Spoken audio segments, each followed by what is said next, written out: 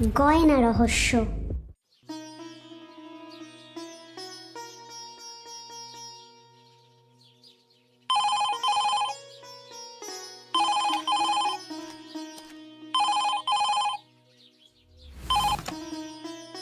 Hello, আমি x lieutenant general K N Bhattacharya বলছি।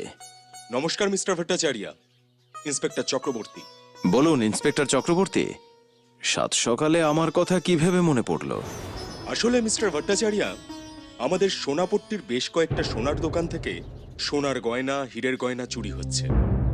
গত 1 মাস ধরে এই চুরিগুলো হচ্ছে, কিন্তু আজ সকালে সোনাপট্টির সবথেকে বড় দোকান ইন্ডিয়ান গোল্ডের কারখানা থেকে একটা বহুমূল্য সোনার হার চুরি হয়েছে। ইন্ডিয়ান গোল্ডসের কর্ণধার আজ সকালে থানায় এসে রিপোর্ট লিখিয়ে গেছেন। তিনি খুবই ভেঙে পড়েছেন মিস্টার ভট্টাচার্য, কারণ ওই হার একজন বিশিষ্ট প্রভাবশালী ব্যক্তির। তিনি মণিকোঠা জমিদার বাড়ির বংশধর। বুঝতেই পারছেন, জমিদার বাড়ির কত বছরের পুরনো হার চুরি গেছে। সেই হার খুঁজে না পেলে ইন্ডিয়ান গোল্ডসের কর্ণধারকে নানা রকম প্রশ্নের সম্মুখীন হতে হবে। আপনার কি মনে হয় এই চুরিতে এই জমিদার বাড়িরই কারো হাত থাকতে পারে? আমার মনে হয় না, কারণ এলাকা থেকে পরপর সোনা হিরে চুরির ঘটনা ঘটছে। তদন্ত এগোচ্ছে, কিন্তু কোনো মাথা ধরা পড়ছে না। তাই আপনার সাথে কেসটা নিয়ে একটু আলোচনা করার ছিল। ইন্টারেস্টিং। আচ্ছা, ইন্ডিয়ান গোল্ডসের কারখানাটা কোন দিকে? আমাদের থানার পিছন দিকটায়, যে কাউকে জিজ্ঞেস করলেই দেখিয়ে দেবে। ঠিক আছে, আমি 1 ঘন্টার মধ্যে ইন্ডিয়ান গোল্ডসের কারখানার সামনে পৌঁছে যাচ্ছি। আপনি ওখানে চলে আসুন, বাকি কথা সামনাসামনি হবে। Okay mister Bhattacharya.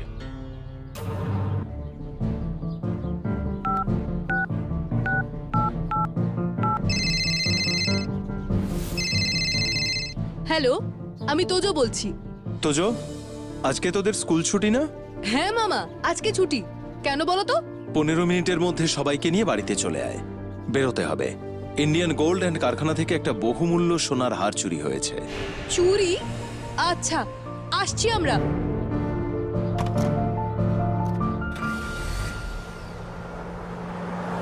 আচ্ছা, তোরা খেয়ে বেরিয়েছিস তো? না না, তখন আর খাওয়ার সময় কোথায়? তোমার ফোনটা পেয়েই আমরা রেডি হয়ে বেরিয়ে পড়েছিলাম। খাওয়ার কথা ছাড়ো মামা, কেসের কথা বলো। কোথায় যাচ্ছি আমরা? আমরা যাচ্ছি সোনাপট্টি। সোনা বা হিরে চুরি হয়েছে নাকি? ঠিক বলেছিস। তুই কি করে জানলি পুকাই? বেশ কয়েকদিন ধরে বাবা বাড়িতে বলাবলি করছিল বেশ কয়েকটা সোনার দোকান থেকে সোনা হিরে চুরি হচ্ছে। তাই মামা যখন সোনাপট্টিতে নতুন কেসের কথা বলল, তখন গেস করলাম মাত্র। বহুমূল্য সোনার হার চুরি গেছে। সে হার আবার যার তার নয়, বড় একজন রাজনৈতিক নেতার হার। সে হার না খুঁজে পেলে দোকানের মালিকের ওপর রাজনৈতিক চাপ পড়বে, তার ব্যবসা বন্ধ হয়ে যেতে পারে, এই আশঙ্কাও রয়েছে। জটিল কেস।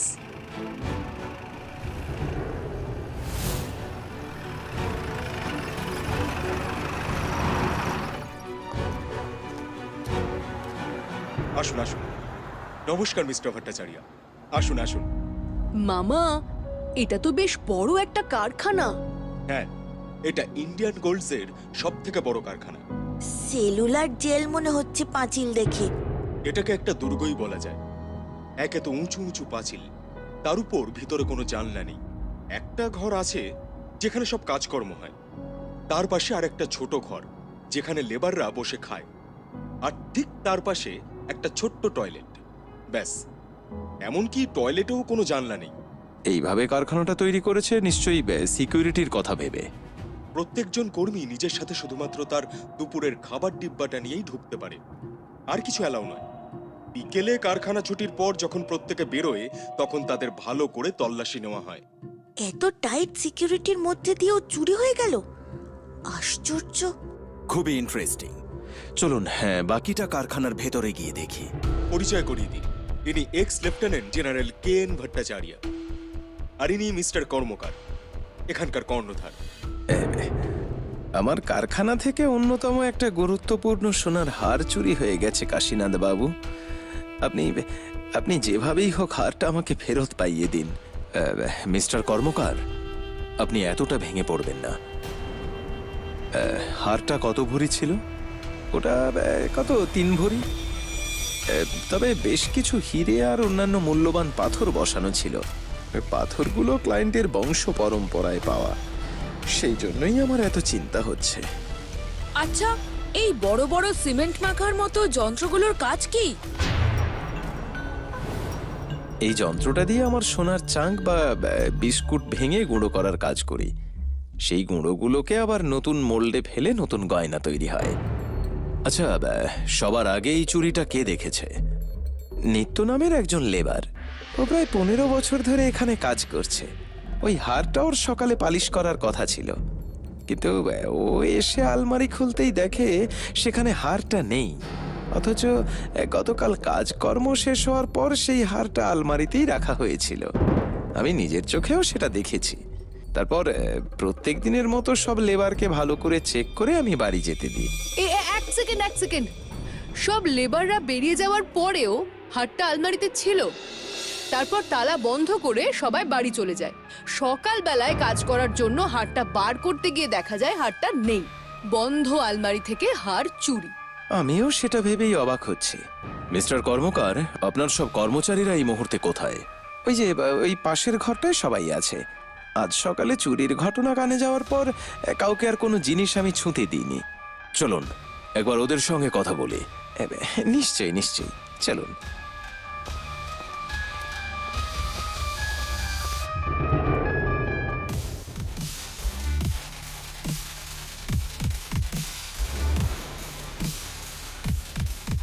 ইঁদুরের খুব উৎপাত আছে, তাই না? না, আমাদের এখানে ইঁদুর আরশোলা এইসব একেবারেই পাবেন না। বাহ, বেশ। কিন্তু শুনেছিলাম ব্যবসায়ীরা ইঁদুর ভালোবাসেন, এক গণেশ বাহন বলে। তাই জানতে চাইলাম আর কি। আমার আর কিছু জানার নেই, জাস্ট দেখতে এলাম। ওদের সঙ্গে কথা বলার হলে আমি বলে নেব। চলুন কারখানার বাকি দিকগুলো একটু ঘুরে দেখা যাক।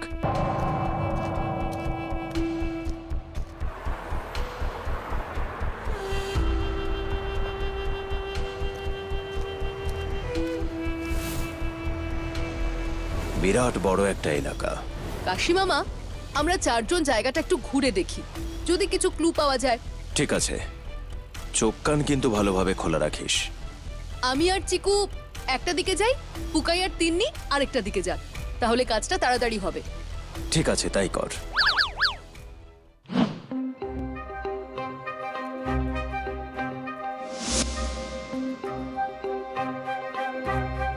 কাশীনাথ বাবু, আপনি দেখুন কারখানার পিছনেও কত উঁচু উঁচু পাঁচিল দেওয়া, তার উপর কারেন্টের তার বসানো।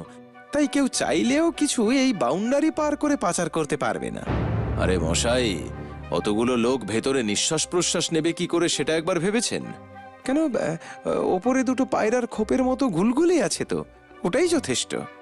মামা, একটু এদিকে এসো, দেখো কি পেয়েছি। আসছি।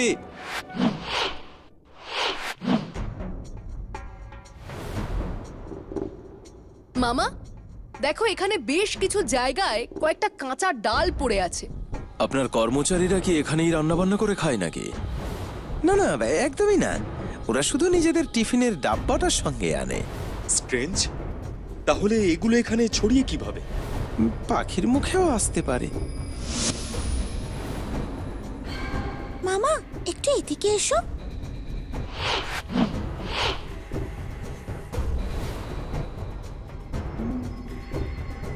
মামা, এই দেখো, এখানে গোল্ডেন কি সব পুরো পড়ে আছে। আমি এগুলো ফরেন্সিকে পাঠিয়ে দিচ্ছি। আচ্ছা মিস্টার কর্মকার, সিকিউরিটি গার্ডকে একবার ডেকে পাঠান। আমার তার সঙ্গে কিছু কথা আছে, কিন্তু সেই সময় আপনি সেখানে থাকবেন না। এটা কনফিডেন্সিয়াল ম্যাটার। ঠিক আছে, আপনি যা বলবেন সেটাই হবে। সিকিউরিটি, এই সিকিউরিটি।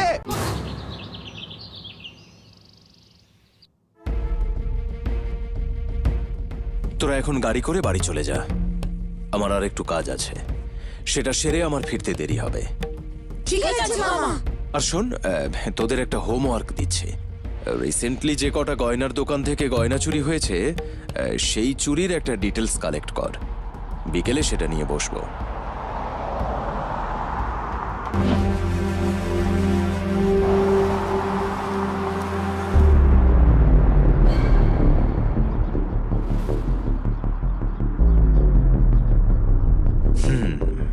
এই চুরির তল বেশ গভীরে।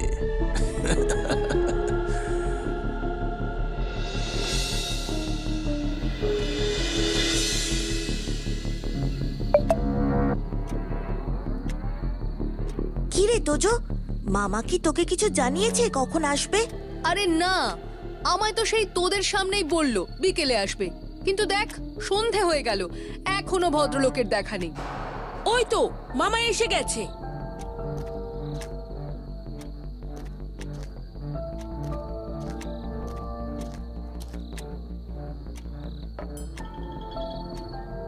কিরে, তোদের কেস স্টাডি কত দূর? অনেকটাই এগিয়েছে মামা। প্রত্যেকটা কেসে কমন ফ্যাক্টর কিছু পেলি? প্রত্যেক দোকানদারেরই বক্তব্য চোর কাস্টমার রূপেই দোকানে এসেছিল। সিসিটিভি ফুটেজ থেকে কিছুই বোঝা যাচ্ছে না, কারণ যাদের সন্দেহ করা হচ্ছে তারা কখনো দোকানে কালো চশমা, কখনো বা টুপি, আবার কখনো বা ফুল হাতা জামা পরে গেছে। আবার অন্য দোকানে মহিলাদের বোরখা পরে দেখা গেছে। হ্যাঁ, সেই জন্য কোনটা লোকটার আসল রূপ সেটা নিয়ে পুলিশ ধন্দে আছে। চোর তার মানে রূপ বদলাতে এক্সপার্ট। সুন্দর চ্যালেঞ্জ ছুঁড়ে দিয়েছে। I like it.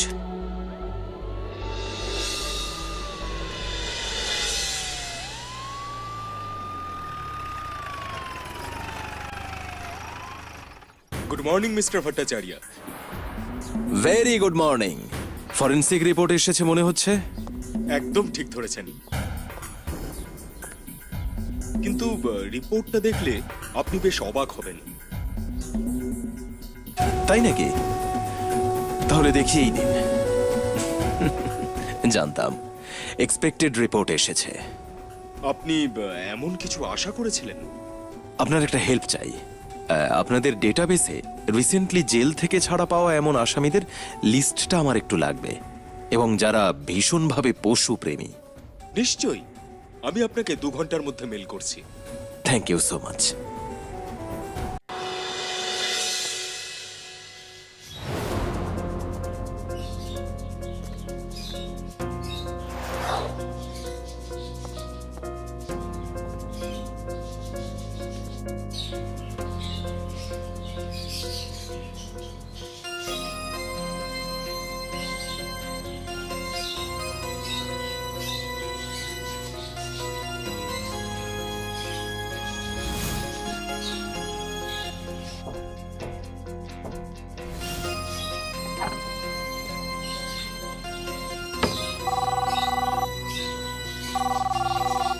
হ্যাঁ বলুন অফিসার।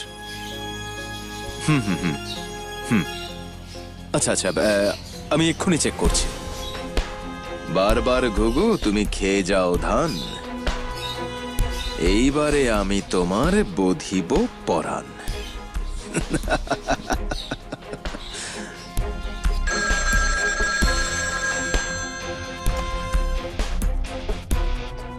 হ্যালো, 1 ঘন্টার মধ্যে তোরা ইন্ডিয়ান গোল্ডসের কারখানায় চলে আয়। কেস সলভ হয়ে গেছে।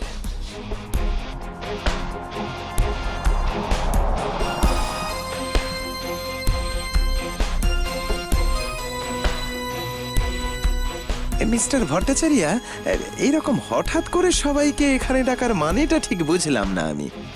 যদি বলি কেস সলভ হয়ে গেছে তাহলে কিরকম লাগবে মিস্টার কর্মকার? সত্যি চোর ধরা পড়েছে? হ্যাঁ, চোর ধরা পড়েছে। বাহ, বড়বাবুর সেই হারটা খুঁজে পাওয়া গেছে, এর থেকে আর বড় আনন্দের খবর কি হতে পারে? কথায় আছে না, কারো পৌষ মাস তো কারো সর্বনাশ। দেখো, বড় বাবুর পৌষ মাস আবার তোমার যেন সর্বনাশের কারণ না হয়ে দাঁড়ায়। আপনি কি বলছেন? আমার কিছু মাথায় ঢুকছে না। আপনার এই কর্মচারীর বিজ্ঞান নিয়ে চর্চা আছে, সেটা মানতে হবে মশাই। মানে? হ্যাঁ, যার জন্য ও টিফিন কৌটোয় অনেকগুলো ছিদ্র করেছে, যাতে খাবার পচে না যায়, তাই তো? না মানে ওই আর কি, কারখানার গরমে অর্ধেক দিনই খাবার পচে যায়। কাশীনাথ বাবু, আপনি চোরকে ছেড়ে ওই নিত্যর টিফিন কৌটো নিয়ে কেন পড়লেন? কেন, আপনার আপত্তি আছে? না না, ও আসলে আমাদের অনেক পুরনো কর্মচারী, ওকে সন্দেহ করাটা একদম ঠিক নয়। দেখো নিত্য, তোমার মালিক বলছে তোমায় সন্দেহ করাটা ঠিক নয়, অথচ উনি জানেন না যে তুমি কি সন্তর্পণে নিজের টিফিন কৌটোর মধ্যে ইঁদুর নিয়ে কারখানায় এসেছিলে। ইঁদুর মানে? হ্যাঁ, জ্যান্ত ইঁদুর। না না, এ মিথ্যে। ইঁদুর যাতে নিঃশ্বাস নিতে পারে তার জন্যই তুমি টিফিন কৌটোতে ফুটো করেছিলে। কিন্তু ইঁদুর এনেই বা ও কি করবে? এটা কাগজের গুদাম বা বইয়ের দোকান নাকি? আপনি সোনার হীরের হিসেব রাখতে এতই ব্যস্ত থাকেন যে আপনার কারখানায় সন্তর্পণে একটা ইঁদুরের গর্ত বানানো হয়েছে, অথচ আপনি সেটা খেয়ালই করেননি। কর্মচারীদের খাবারের ঘর থেকে সেই গর্ত শুরু হয়ে গর্তের আরেক মুখ কারখানার পাঁচিলের বাইরের রাস্তায় উঠেছে। এই গর্ত কারুর একার পক্ষে করা সম্ভব নয়।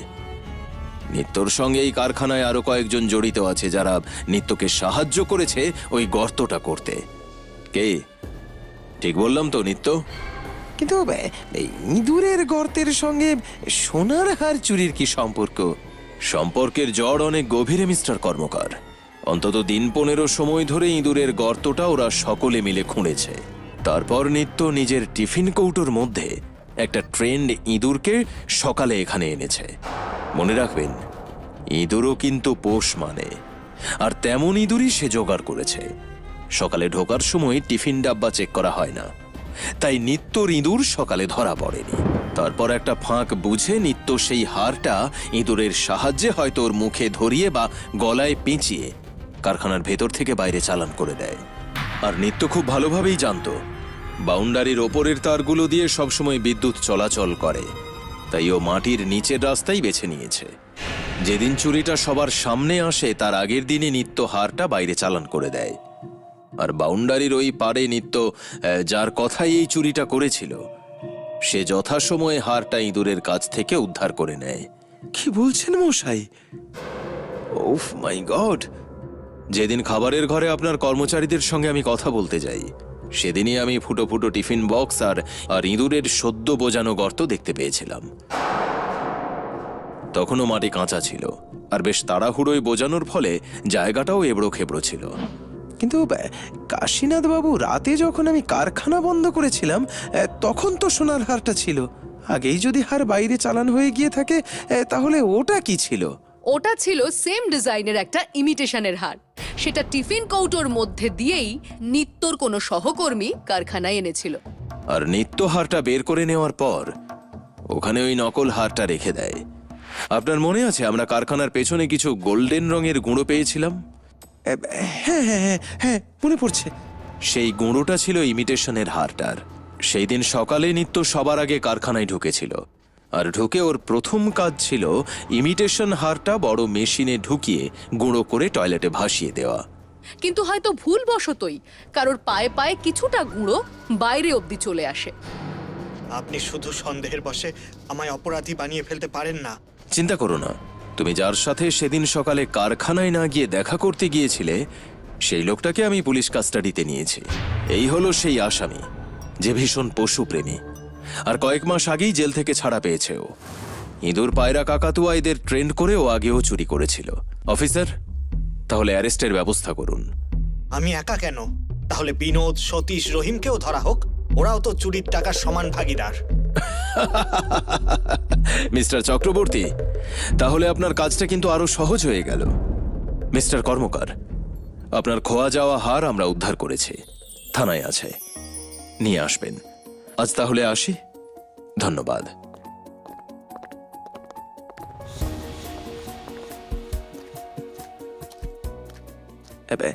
বলছি একটু মিষ্টি মুখ করে যান অন্তত। না না, আমি একদমই মিষ্টি মানুষ নই, তাই ওটা আমার জন্য নয়। এলাম।